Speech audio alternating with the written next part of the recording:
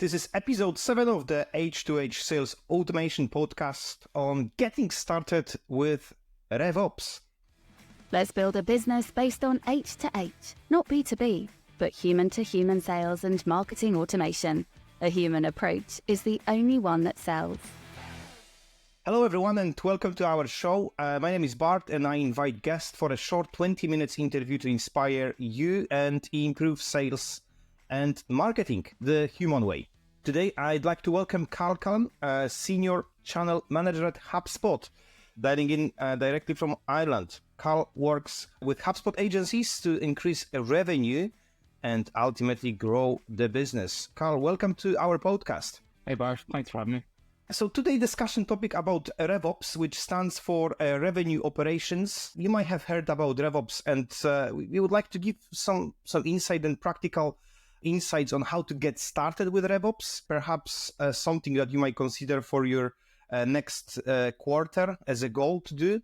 So let me read this. RevOps as a definition is a strategic integration of sales, marketing and service departments to provide a better end-to-end view to administration and management while leaving day-to-day processes within the departments. This is the proper definition I took from the website. My take is that growth traditionally was measured by sales pipeline, while RevOps is going beyond this. Karl, you work with lots of different agencies and clients. How do you understand RevOps? Yeah, so RevOps, I think, has become quite the buzzword in the last few years. And I think as companies advance, I think as digital transformation takes hold, it's something companies are really focused on. I think your definition hit the nail on the head in terms of what RevOps is. Personally, for me, and like when I'm talking to partners about how they can implement RevOps and clients, when I'm talking to end customers about, how they can implement a RevOps strategy into their business, I'll always tell them it's bringing together the customer-facing units of your business into one place. And the whole idea of it for me is to obviously, there's the business side of things where you want to streamline process, increase revenue, but also it's massively important for the customer experience. And if you think of how the customer experience has changed in the last few years and will change further, and having that really slick, streamlined customer experience between marketing, sales, and your service teams, I think is absolutely vital for growth. So it's bringing everything under one unit, under one place or units sounds like an easy task. And I have to say, it's just we, as a relatively small business, we obviously we're in a position of transforming ourselves as well within our agency, bringing different parts of the business together. How to get started? What would be the kind of first bit? Okay, let's give the example of the growing business that yes, that they've got in place some marketing obviously strategy. They have a proper sales. Maybe they struggle a little bit with the last bit, customer service. But what would be the kind of what would be the starting point for that company? The first piece of advice I'll give anybody is, are you ready to grow? And I know that sounds a bit cheesy maybe, but I think it's really important to consider, because if your big focus next month is keeping the lights on in the business, RevOps mightn't be for you. Like, it's important to know that it's not actually a silver bullet for success. So that's the first thing I'll always say to people. Are you in a position where you can invest in the business for its actual growth, or are you in a position of survival and trying to stabilize the business so that you can grow in the future? So I think that's the very first thing you need to consider with RevOps. The next thing you need to look at, and there are 3 P's of RevOps, I'd call them, it's platform, process, and people, because those are the 3 elements of any RevOps strategy. To get started, you need to do a really good deep dive into your business on all 3 aspects. So you need to understand your business process, everything from how your entire marketing engine works. So that's everything like, when HubSpot's obviously famous for inbound marketing, but when we talk about inbound marketing, we always talk about things like your buyer persona. Do you understand who your customers? Do you understand how they interact with you in the digital world? So from everything from your content strategy, your paid strategy, your emails, do you understand that? Do you understand the buying journey that this customer actually goes on when they're making a purchase? So you need to understand, the marketing piece. You then need to understand your sales process. Do you actually have a sales process in place? I think that's something I ask every business to different variety of answers. And then even if they tell you they have a process in place, it's always good to, I suppose, reverse engineer that process. You just dig a little bit deeper into it. So you need to understand, do marketing qualified leads exist? Do sales qualified leads exist? So we call them, MQLs, SQLs. At what point is a lead handed over to sales? At what point, do they have a CRM? Are they following a process where they track a deal or they track an opportunity within a system? What are all the defined deal stages? What does their sales process look like? So you need to understand all of that. Then when we look at customer service, you're starting to look at, well, do you have a customer service function in the business? And it's also important to point out here, RevOps isn't just about customer service. So we're not talking about tickets. We're not talking about, those kind of help desk type interactions. I'd also include your service department. So any customer facing department that works, for example, in HubSpot, our channel, our success managers who work with our customers, I'd consider them as part of the service org when we look at RevOps. So I'd be looking at all the interactions they have with the business and with your customers and all their processes. So that's kind of the first starting point, is understanding your processes, what they look like. Are they streamlined? And can you actually apply these into a system? Can you actually map these out? Once you've done... That's really, really powerful. Let's carry on. Yes, Karl? Yeah, so can you actually map all of these out? And so first of all, what I always say to somebody is map these out in a silo. Do you know what I mean? Map your full end-to-end marketing cycle. Then map your full sales cycle. And then map your full customer service org cycle. What actually happens here? So you're probably going to end up with, HubSpot terminology, 3 funnels. So then when you think of why HubSpot introduced our flywheel, it was to actually go, well, actually, if we've done all this hard work bringing a customer into marketing, they then became a customer. We want to then sell to them at a later date through marketing. So what happens then with the marketing process? What does all of that actually look like? And that's also where RevOps comes in as well. So it's moving away from thinking about your business as, siloed operations, where marketing, it's lead in at the top, customer out at the bottom. Sales, lead in at the top, customer out at the bottom. Service, customer gets handed over from sales. They try to keep the customer as long as possible before it falls out at the bottom. You're trying to bring everything together into an all-encompassing operation that is constantly engaging in touch with your customers. That's what RevOps should be. The principles sound really, really, really robust, and I have to say it's I think because of the time that we went through over obviously the pandemics and now remote work, the RevOps coming into the place, because yes, we do finally have this data. We have more data. We have a data that we can analyze, whether it comes with, how the service or sales or marketing is going. But also what I would say is, from my own experience, is RevOps and processes won't happen overnight. And I call it myself as a, calibration or recalibration process. You set something up because you think this is the process that should be. Then obviously you need to go back to that process back again and looking, okay, maybe our offering changed. Maybe our customers changed. Maybe generally we are not kind of relevant to these people. Maybe we need to change that process. Am I right saying that RevOps, it's not only set strategy and goal, it's just rather a process that we need to regularly apply and recalibrate? Correct. And I think if you look at traditional businesses, the way they've done things, either, pre-digital, digital, everything is always a predefined process. You follow this exact process. I think the whole benefit of using a RevOps strategy is that you're constantly changing, you're constantly calibrating, you're constantly improving. And the reason why you're able to do that, and that tees me up nicely to my second of the 3 Ps, is its platform.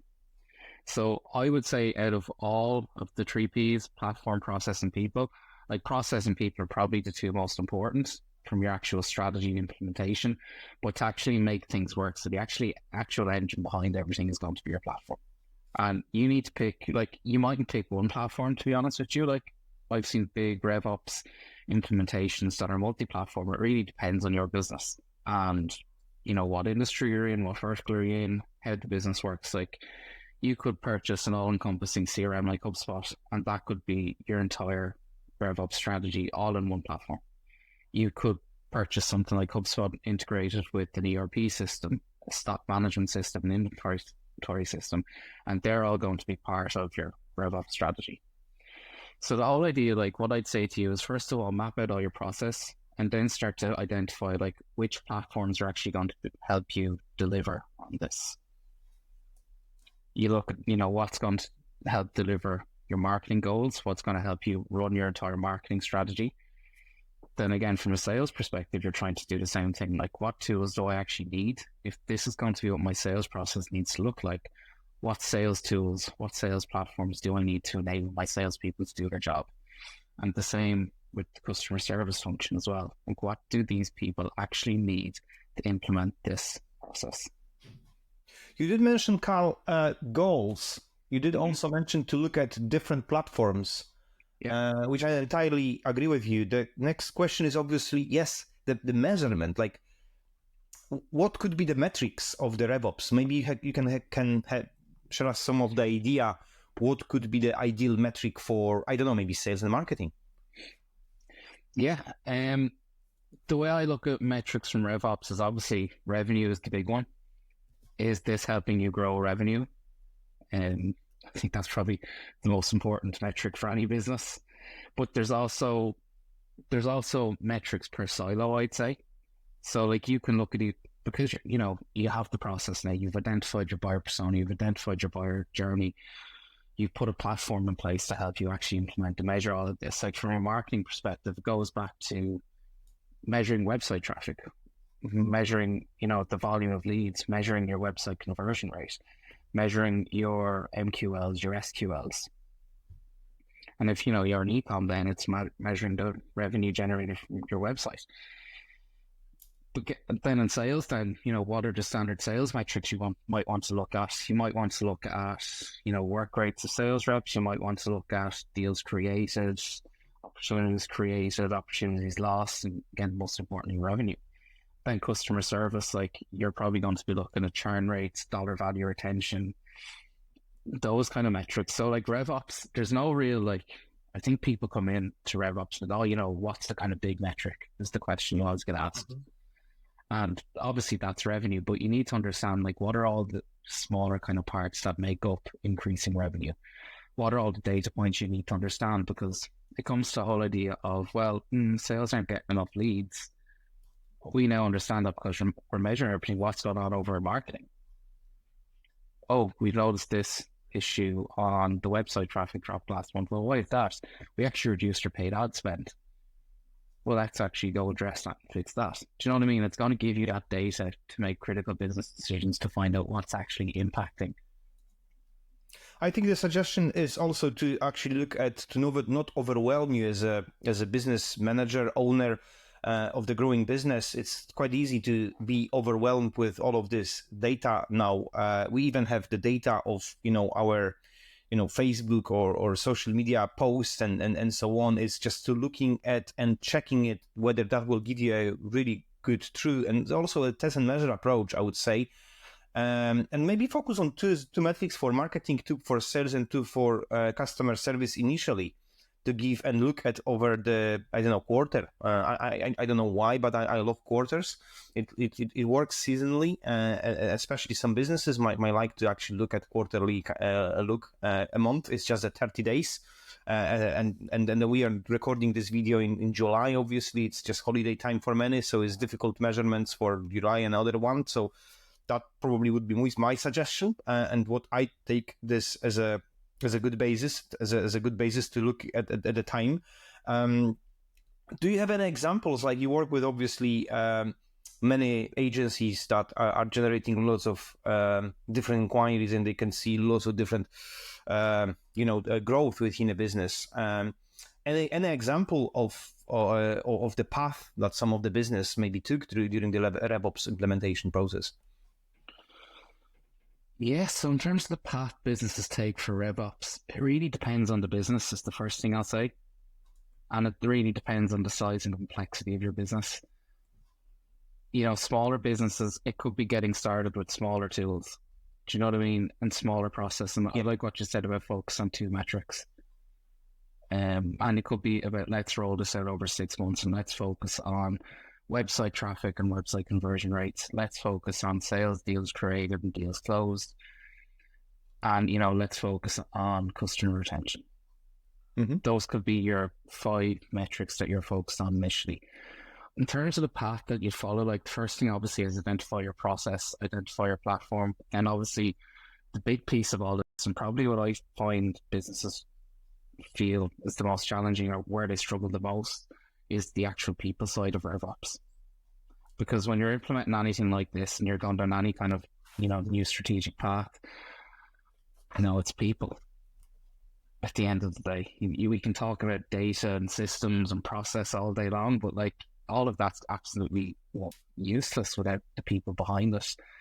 And one of the big pieces a lot of people tend to forget, especially at the start, is the whole change management piece. And if you're going down the RevOps path, that's something you need to be really cognizant of early on. You need to be really aware that this is all powered by people. I need to enable my people and empower my people to succeed within this new framework. Because again, like, it's going to be changed to how people work. It's going to be changed to how people do things. People don't like change, despite what they'll tell you. And it's really important that you have the change management piece really nailed down. And like, that can simply be doing, find a champion in the business, or find multiple champions in each department, and they're going to be your RevOps champions. You get them in, you get them up to speed on things, and then they assist you with the rollout and the training of all the other individuals within the business to bring them up to speed as to how this actually needs to work. And I think that's really important. Like, if you're going down the path of RevOps, you really need to consider that.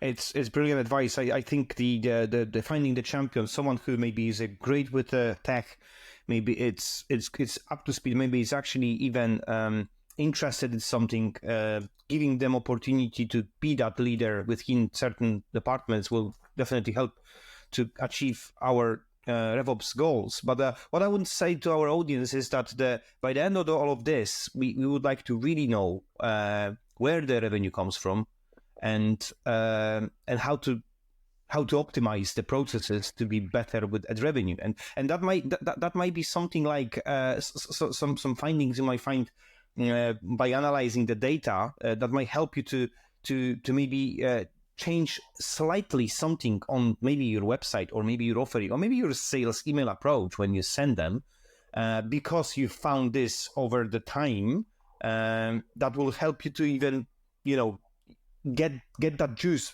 out of this each single conversation, each single sales. One thing is, what I want to say is the apps that are plenty of different RevOps apps. When you actually Google it, revenue operations apps or anything that will work on.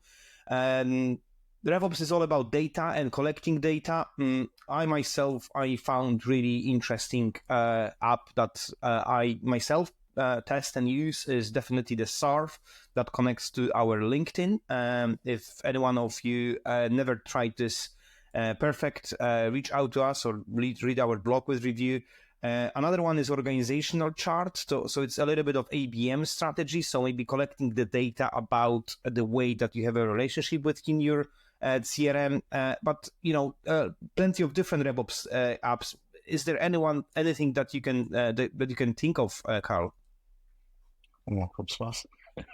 We'll suddenly go to now for RevOps from my side. I think you need a good CRM platform. That's what I'd say to you on that. Yes. Because that's going to be your central source of truth. And that's the other thing with RevOps. Like, define what's going to be your central source of truth, and find an app, a CRM, a software system that's going to give you that central source of truth that can plug into all your other apps and pull all the data into one place. Because this won't work, again, comes back to silos. If marketing are using something else, sales are using something else, customer success and service are using something else. So define that early on, and identify that early on. To give you an example, actually, of RevOps not done right, or a company not doing RevOps at all, Bart, I had a phone call, so I'm in the process of buying a new car. I applied for car finance through my bank a couple of days ago, and I got a phone call yesterday, actually, so it was well timed from my bank. I was like, okay, maybe it's a finance application. I answered the phone, and there was somebody from my bank trying to sell me house insurance. I was like, excuse me? And I was like, well, I'm not actually buying a house or anything. It was mortgage protection or something like that. I was like, I'm actually not buying anything. I was like, do you know what I've actually just, submitted? Like, he could have tried to sell me car insurance, could have tried to sell me everything. I was literally just a number on a list that he was told to call. Oh. And the result of that was, A, he didn't get a sale. B, he wasted probably 2 minutes of his day when he's probably, hard metrics, call 50 people a day, get X amount of sales closed, whatever. I was really busy because I'm just back from a 2-week holiday. He really annoyed me in the middle of my day. And it was a really bad experience with my bank because he didn't have a central assistant to say, do you know what, Carl's actually looking for a car here. I know that he's applied for finance, and I'm going to try sell him some car insurance because the bank also offer that. So that is an example of how not to do RevOps, or RevOps not being done at all. And it's the whole idea of making sales and marketing more personal and more human. That's all I think about it in customer success.